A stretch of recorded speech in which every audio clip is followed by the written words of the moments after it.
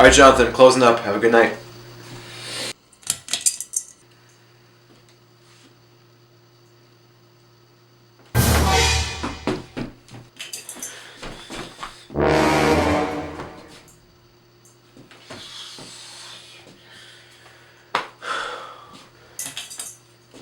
What the?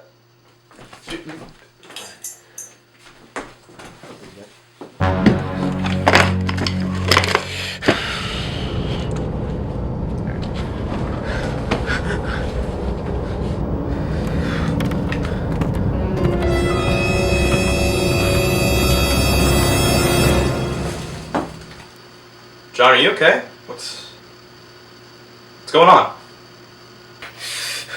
Ethan, be careful. There's a monster in here.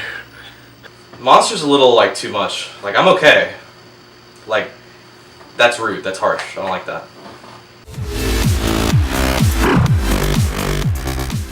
Hey everyone, I'm John. And I'm Ethan. And today we're here to review the 2016 horror film Lights Out. Mm-hmm. So basically the idea of this movie is you have a monster that can only exist in the dark and it can't go in the light, and whenever light is shined on it, it just vanishes. Mm-hmm. And it follows the story of kind of the people that this monster torments, and as we find out more about it and how they deal with it and all that. The mystery sort of unravels. Yeah.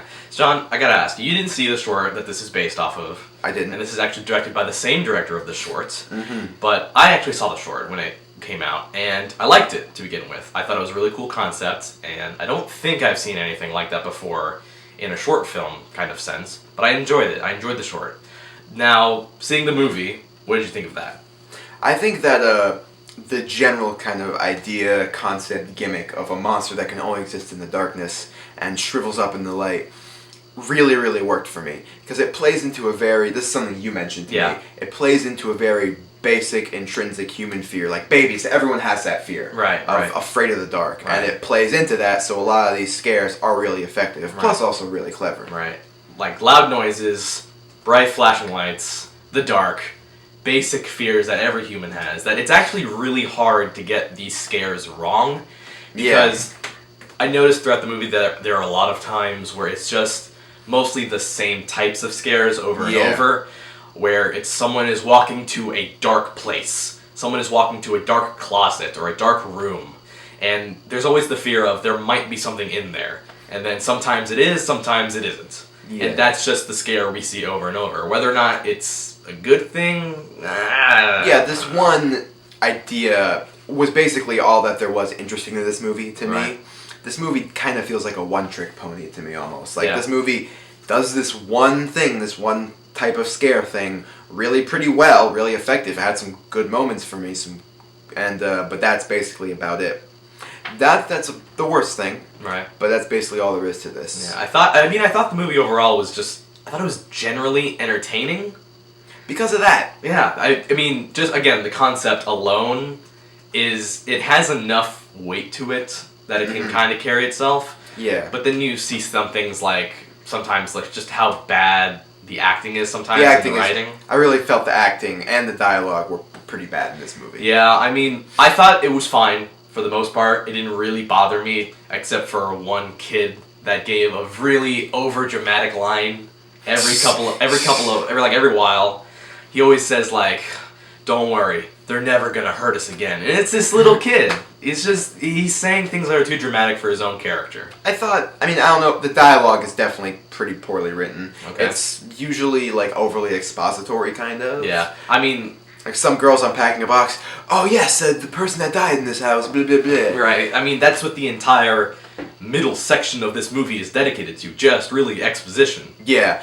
The middle of this movie, now that you mention that, really kind of muddled for me. Just because I thought this movie, when it gets to the middle and it starts explaining things to you, I thought it had a really inconsistent logic to it. Yeah. And that's something I really look for in a movie, whether it can make sense. I can suspend my disbelief for anything. This is a ghost movie, after all. But when you have a character say, there are no ghosts, ghosts don't exist in this world, so that establishes that, and then there's no reason to explain why there is a ghost, you kind of lose me after that. Yeah, plus the middle for me, it just kind of got fairly boring and felt like it stumbled over itself. Sure, yeah. You know what I mean? It was completely predictable. There was a lot of just exposition, a lot of the more predictable scares. Yeah. But I did think the finale was really effective. Yeah. Yeah, I don't know. What was about it? What was it? Well, I think the finale made the best use of this sort of scare tactic, Right. and really for that last 15, 20 minutes was pretty intense and had some good moments and really kept me entertained. And that was the best part of the movie by far. And I actually thought it was pretty strong. Yeah, there were a few twists and turns at the end. Maybe someone did something you didn't expect them to. Yeah. Someone lives that you didn't expect them to. That was the only part of the movie that wasn't completely predictable. I'll say that much. Yeah, I thought it was an actually really cool finale. So, Ethan, all things considered, what are you going to give Lights Out of 5 stars? I really enjoyed the original short for Lights Out. Like I said, I thought it was really interesting, kind of original. But seeing the movie, I was wondering how long I could see the same type of scares, the same, there might be something in the darkness kind of scares over and over again. And after a while, it does start to wear on you. Mm-hmm. I thought it was entertaining overall, just because, again, the dark is just such a human fear, and it's so easy to be afraid of it that it kept me intrigued. But there is just some weird writing and some weird acting. But I thought, again, it kept me in there. It kept me in there for the most part, so I'm going to give Lights Out a 3 out of 5. I kind of feel the same way. This one gimmick kind of idea was almost used as a crutch in this movie to make it entertaining, but I think it worked well enough. And I think this movie, it has bad acting, bad dialogue, muddled story, all that. But it's a short movie, and it doesn't take itself too seriously. Hour and a half, not too bad. And it doesn't take itself that seriously, so I think it can kind of work as, like, cheesy, corny, bad acting kind of horror movie. Yeah, like it almost works as a B movie. Almost works as a B movie. And I was fairly entertained for the whole time, and I think this could be, a fun movie, maybe worth recommending. So I would give it 3 out of 5 stars. Don't check this out if you're, wanting some intense, really innovative horror experience, but just something fun and kind of interesting. You can just check out Lights Out for sure. I recommend The Neon Demon. Alright, so guys, have you seen Lights Out? Do you plan to? Let us know what you think in the comments below. Make sure to subscribe to get more updates on our content. Follow us on Twitter at StubMasters. And check out our merchandise at cafepress.com/StubMasters. Look as good as these two guys. Alright, so for Stub Masters Reviews, I'm John. And I'm Ethan. Have a great day.